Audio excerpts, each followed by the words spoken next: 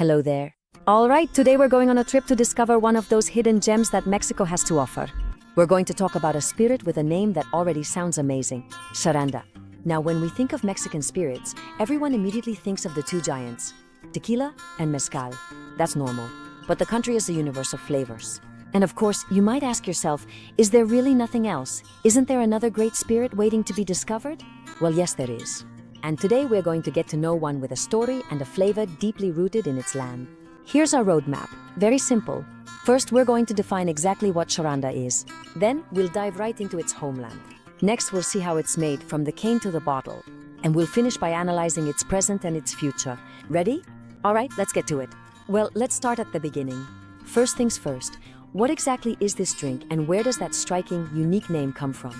Essentially, Charanda is a spirit, all right? It's made from fermented sugarcane juice.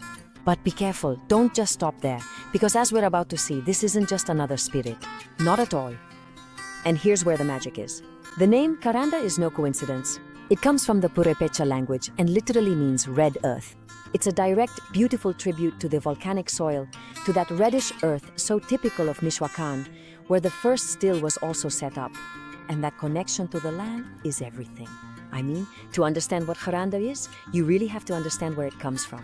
The terroir is the key to everything. Check out this fact, over 1,500 meters.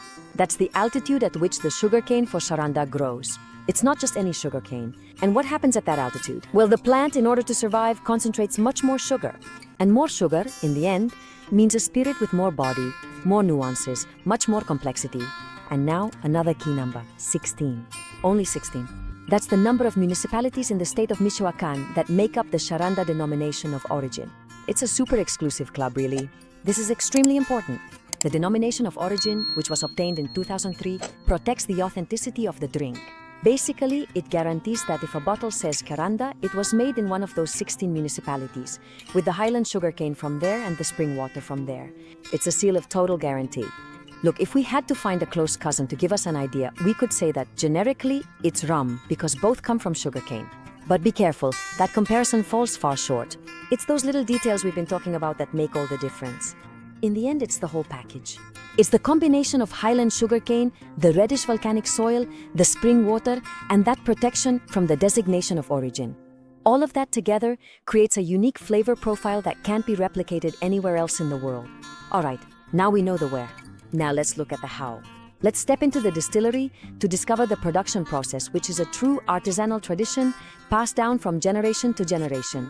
The process is pure craftsmanship. It all starts with the fermentation of the sugarcane juices. From there, the liquid goes through a double distillation in classic copper stills, which is what purifies the alcohol.